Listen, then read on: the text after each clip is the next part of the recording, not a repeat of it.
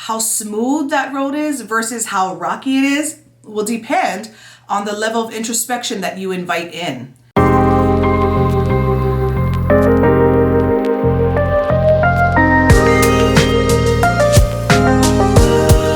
Hey fam, welcome back to the channel. It has been a few weeks. Yes, I took a little bit of a break, but isn't that lovely that I can do that? I am very happy to be back to share more good goods with you and be able to help you along the journey that we've kind of always been on, this journey to wholeness. So let's jump into what we're going to talk about today. For those of you who are here for the first time, hello, my name is Shan Otare. I am a growth mindset coach, and I really help you to own what it is that's yours, especially you mamas out there, really owning your own shit. And the way I usually say it is like I help you to reflect and accept your past so that you can reframe your future. And what I want to help you to do is really to take these tiny but yet bold steps towards creating a life that is stronger in your relationships, in your finances, and also, of course, if you want to, in business. These are the areas that I have really grown strong in, and I really hope to take you along the journey of helping you along either one of those three or all three of these areas in your life, especially as a mama. I can definitely help you to get there. And that's what today is really going to be talking about. Not so much the getting there, but what the first few steps are going to be in order for you to get there. And it all starts here. So let's jump in. So what I'm talking about today is a word called introspection or introspective. If you are part of my Ghetto to Global newsletter, then you probably saw my email this past week. If you're not, get on it. Check in the description below and you will be able to click on it and subscribe, and you'll get a letter every other week from me that basically gives you an update, but also gives you some things to ponder and some tips on how to implement these things into your life. And so this week I talked about introspection, and really it's just that ability to look into ourselves and ask questions about ourselves and be curious about ourselves and why we feel things, so that we can get into the deeper layers of all the different things that we feel and that we want to say and that we want to have and that affect us in our everyday life, but specifically in the areas where we want to excel. All right. And so let me talk a little bit about introspection and really what that looks like. There's a ton of questions that come up with introspection. So with introspection, it really just comes down to the asking of questions to yourself. And some examples of some questions that you may ask would be things like, what if I blank? Is it possible for me to blank?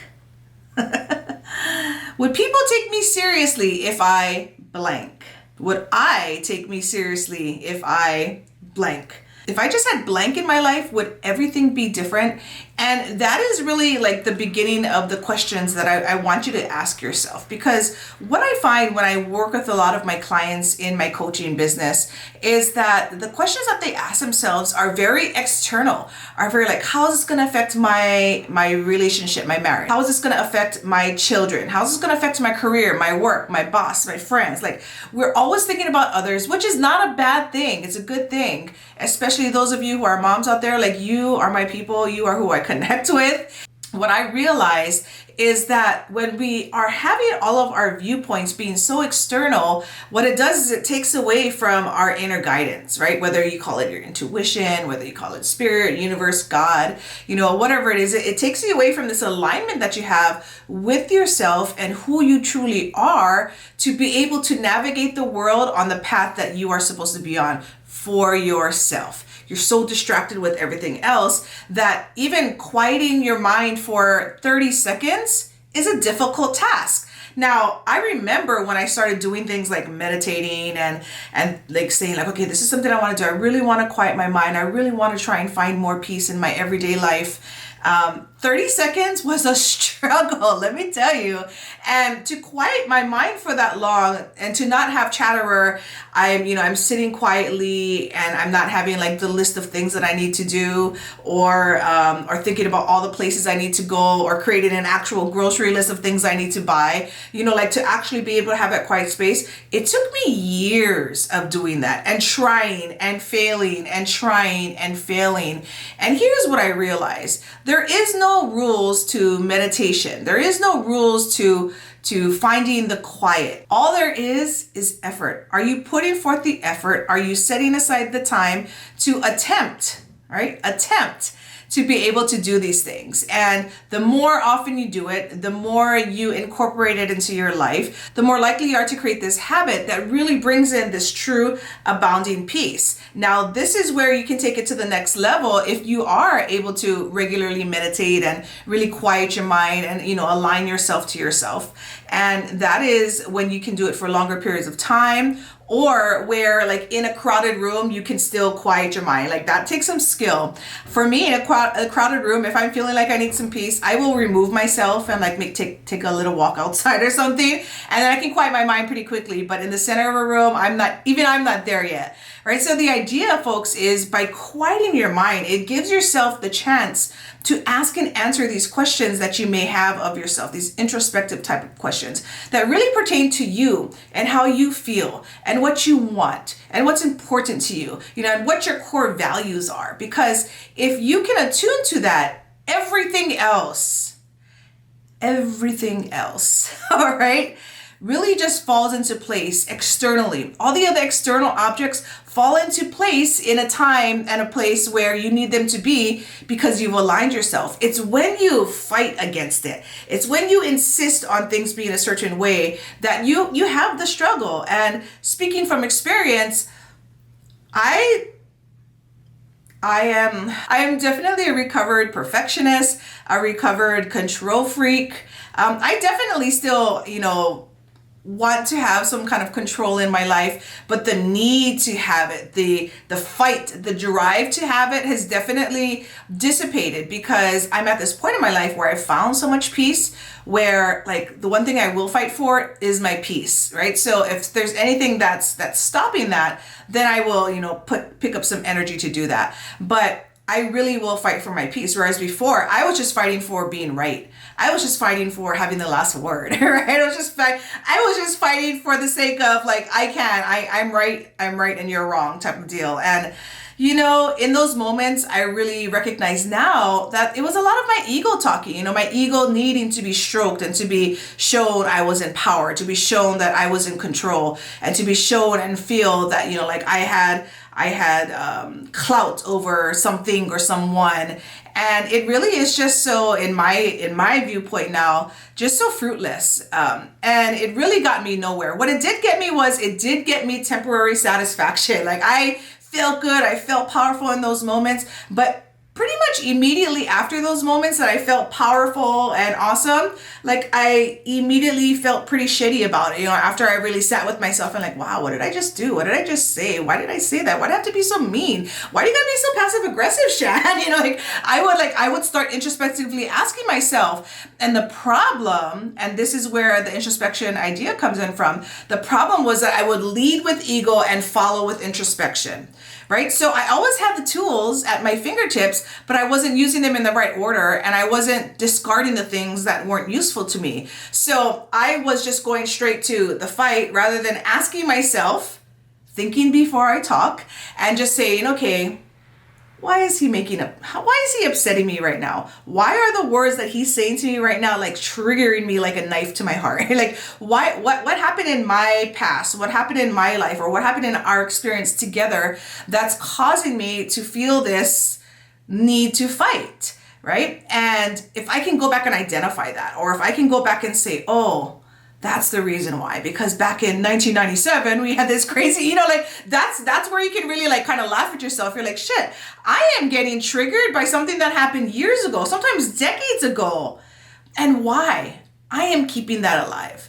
So now when I become introspective, I can be like, oh, oh no, okay, that emotion that's coming up, that's connected to something that's been resolved already. So now I can let that emotion go and I can be present in this moment, really ask myself what I need to be here so that I can serve myself and serve whoever else I'm in this conversation or situation with. And that is where introspection really becomes something that is something that helps to make a relationship flourish, something that helps to make your finances flourish. Because let's say, for example, like you're, oh my God, I have so much heart. I'm spending all the time. I just don't know what's going on. It's like the money has control over me. Like, have you ever stopped and said like, okay, why do I feel this need to spend? Why do I have to have this brand name something, whatever it is? Why is that? Okay, well, my parents always had that. Okay, why did they have to have that? And, well, they grew up really poor, and so they wanted to have nicer things. And so